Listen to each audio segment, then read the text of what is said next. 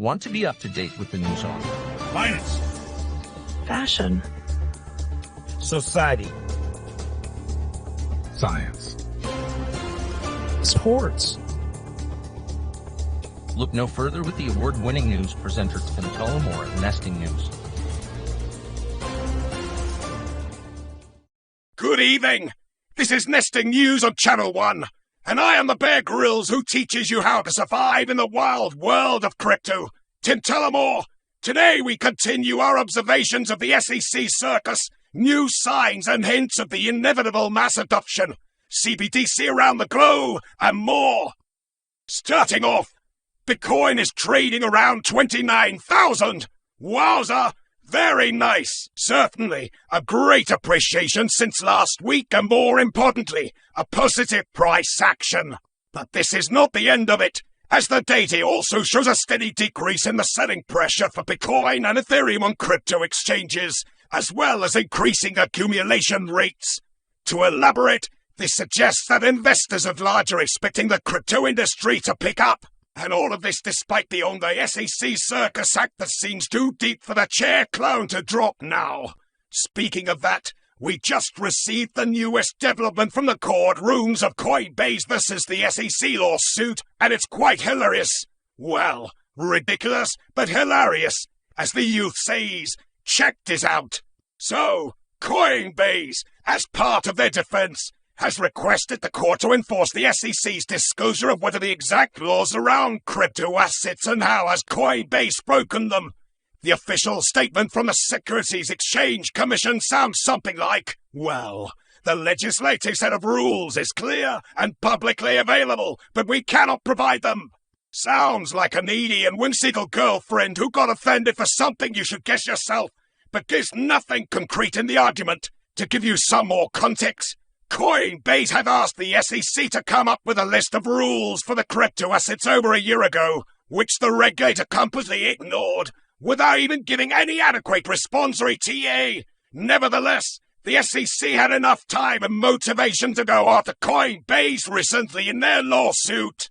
Now, given this whole picture, the judge has ordered the SEC to provide an answer to the Coinbase's petition, which, well, the SEC just ignored, despite being a court-issued order, not a friendly recommendation. Moreover, Karen Gensler's high-pitched screech could be heard in the statement that the rules are there, while also asking the court to deny the Coinbase's request for the rules. So, what the heck is the SEC trying to do?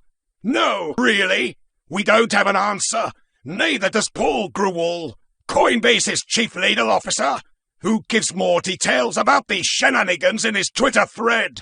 While we are all waiting for the new development, let us turn the page to some global news, and they truly come in varying flags and positivity. For example, BlackRock, the largest asset management institution in the world, has filed with the SEC to create a spot Bitcoin ETF, which, as experts suggest, has the highest possibility of success, given the immense political power of the financial giant. Should it be successful, this would open the floodgates to institutional crypto investment. In another instance, Deutsche Bank, the largest German lender and one of the most prominent world banks, filed for crypto custody license, which, if successful, would allow for easier retail access to crypto and surely signals increasing mass adoption. In the meantime, the froggy neighbor presented by the French regulator, AMF, is pushing for a global regulatory framework, specifically underlying the importance to oversee DeFi. Needless to say, this goes against the very definition of DeFi itself. But do regulators care? Of course not. They think they know better. And that smoothly brings us to the ECB CBDC. Wow, that was a mouthful. The European Union's digital euro has been postponed again, just a week before its proposed launch. A leaked draft bill suggests that the current design of the CBDC has a number of flaws, including privacy and information safety, as well as issues with offline transfer function, like in regular cash transactions. Nobody has a clue when the new release date is set. But do you know who managed to run a network and electricity-free digital currency? China. Their newest experiment is running in Qingdao, just for 3 days. Starting on June 21st, it would allow the over 20,000 users to try using public transport with CBDC-based payment. Moreover, the participants would be receiving a total of $140,000 worth of digital yuan in the form of, wait for it, airdrops. Crazy world we live in. The so-called capitalistic countries fighting crypto, while the commies are doing airdrops. Moreover, Alibaba, the Asian Amazon, has seen the appointment of a new chairman by the name of Joseph Say, who is a known crypto enthusiast. Does not necessarily mean anything, of course, but given the influence of politics in China on private sector, this could go in line with the latest Chinese crypto agenda too. But don't quote me on this one. Incredible news development over the last week. An overall positive dynamic. Let's keep it up. But that will be it for tonight.